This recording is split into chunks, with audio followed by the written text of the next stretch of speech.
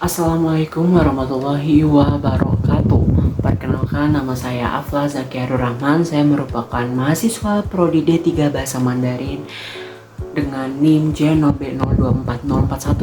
Pada kesempatan kali ini saya akan mengenalkan mengenai nilai pendidikan karakter yang dapat dilakukan atau diimplementasikan sebagai seorang mahasiswa ketika menghadapi tantangan berupa adanya perbedaan pendapat di lingkup keluarga, pertemanan, lingkungan kampus, hingga masyarakat, serta contoh kasus yang sedang tren pada saat ini mengenai perbedaan pendapat, korelasinya dengan nilai pendidikan karakter, dan solusi yang diharapkan. Adapun video ini juga dibuat untuk memenuhi tugas ujian tengah semester gasal mata kuliah jati diri unsur. Langsung saja kita masuk ke poin pertama, yaitu kita akan mengenal dan mengetahui apa saja nilai pendidikan karakter yang dimaksud. Universitas Jenderal Sudirman melalui mata kuliah jati diri unsur mengenalkan 4 nilai utama pendidikan karakter, yaitu berupa nilai cerdas, jujur, tangguh, dan peduli.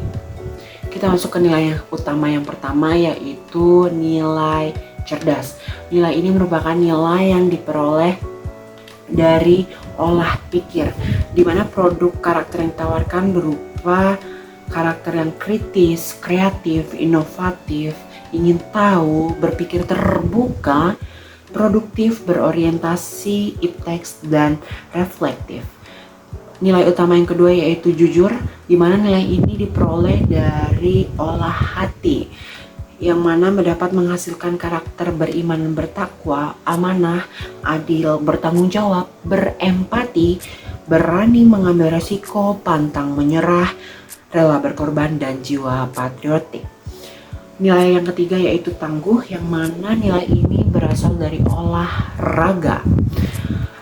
Dengan nilai ini dapat menghasilkan karakter yang bersih dan sehat, disiplin, sportif, handal, berdaya tahan, bersahabat, berkooperatif, determinatif, kompetitif, ceria, dan gigih. Nilai yang terakhir yaitu nilai peduli.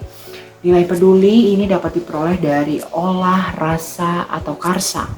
Dapat menghasilkan karakter ramah, santun, rapi, nyaman, saling menghargai, toleran, suka menolong, gotong royong, nasionalis, kosmopolit, mengutamakan kepentingan umum, bangga menggunakan bahasa dan produk Indonesia, dinamis, kerja keras, dan beretos kerja. Lanjut saja kita masuk. Setelah kita memahami mengenai nilai pendidikan karakter, kita akan terjun langsung ke dalam realita. Sebagai seorang mahasiswa secara khusus dan secara umum sebagai makhluk sosial, tentu kita dapat sering menemukan banyak perbedaan. Salah tak terkecuali perbedaan pendapat. Jenis perbedaan yang satu ini dapat hadir di berbagai lingkup, tak terkecuali di lingkup pertemanan, keluarga, lingkungan kampus, hingga masyarakat. Lantas, perbedaan pendapat yang bagaimana dan apa yang dapat dilakukan sebagai seorang mahasiswa dalam menghadapi perbedaan pendapat di berbagai lingkungan tersebut? Ya, solusi utamanya adalah membawa karakter-karakter yang dilahirkan dari nilai-nilai utama pendidikan karakter yang sudah disampaikan sebelumnya. Itu merupakan solusi utamanya. Untuk lebih detail, mari kita bahas satu persatu. Kita masuk ke lingkup pertama, yaitu lingkup pertemanan. Iya, salah paham dan berbedanya pendapat antar teman sering ditemukan. Ini didasari atas adanya perbedaan karakter, paham masing-masing, dan kebiasaan yang sering dibawa. Kita ambil contoh mungkin mengenai perbedaan pendapat menentukan tempat untuk belajar kelompok atau bermain. Dengan membawa karakter berempati yang merupakan produk dari nilai cerdas, ya, maksud saya nilai berempati, itu nilai jujur. Maksud saya berempati, nilai jujur, kita dapat menentukan tempat yang relatif tidak ramai. Ini dikarenakan ada teman kita yang memiliki karakter introvert dan cenderung tidak merasa aman di tempat ramai. Lanjut ke lingkup yang kedua, yaitu lingkup keluarga. Keluarga sebagai lingkup terdekat dengan diri kita juga tidak terlepas dari adanya perbedaan pendapat. Umumnya ini disebabkan karena perbedaan posisi dan kondisi. Hal yang dimaksud berupa perbedaan umur dan sudah sejauh mana menjalani, menghadapi, dan mengenal kehidupan. Hal umum yang ditemui contohnya merupakan perbedaan pendapat mengenai jam bermain anak. Perbedaan pendapat ini ditemukan antara orang tua dan anak. Iya. Lalu apa solusi yang dapat dilakukan?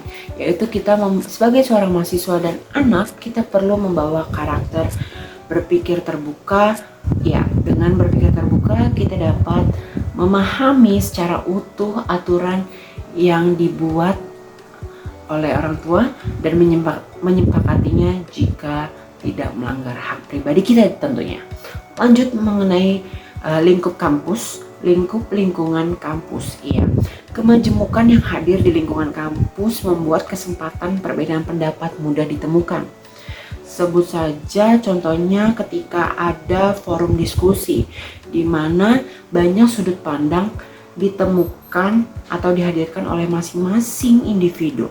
Sudut pandang ini dapat menciptakan argumen-argumen yang membangun perbedaan pendapat. Lalu apa yang harus dilakukan? Solusi yang utama yaitu tadi, kita harus selain kita berpikir terbuka, kita juga perlu membawa produk karakter lain yang itu saling menghargai dan toleran. Itu merupakan produk dari nilai peduli. Ya, dengan kita saling menghargai dan toleran, kita dapat lebih pandai menentukan sikap menghadapi perbedaan pendapat ini. Seperti itu. Lanjut kita masuk ke masyarakat. Pada lingkup masyarakat, saya khususnya akan membawa atau menarik contoh kasus yang sedang tren pada saat ini, yaitu berupa pemilu. Ya, pemilu. Khususnya pemilihan umum presiden. Ya, wujud demokrasi pada kemajemukan rakyat Indonesia yang satu ini benar-benar menjadi pintu masuk banyaknya perbedaan pendapat. Bagaimana ada kubu yang mendukung dan meyakini pilihannya merupakan kandidat terbaik, begitupun kubu yang lainnya. Ya, perbedaan pendapat ini benar-benar hadir di tiap lapisan masyarakat, mulai dari siswa hingga para orang tua, pemerhati politik hingga warga sipil biasa, dan tak terkecuali mahasiswa. Ya. Lalu apa yang harus dilakukan? Lagi-lagi solusi yang relevan yang dapat dilakukan dan diimplementasikan secara langsung sebagai mahasiswa dan seluruh golongan adalah menerapkan nilai pendidikan karakter yang menawarkan produk karakter berupa saling menghargai, toleran, berpikir terbuka, berempati, hingga nasionalis. Dengan berpikir terbuka dan bertoleran, kita dapat menghargai pendapat-pendapat orang-orang lain, serta kita tidak melakukan yang namanya pemaksaan terhadap orang lain untuk mengilhami atau mengiyakan pendapat kita sendiri, seperti itu. Nah, dengan nilai-nilai pendidikan karakter itu diharapkan juga kita dapat menghadapi contoh kasus lain yang lebih kompleks di masyarakat. Contoh sederhananya mungkin dimulai dari salah paham antar tetangga. Perbedaan pendapat sangat mudah ditemukan. Dengan adanya nilai utama pendidikan karakter berupa 1.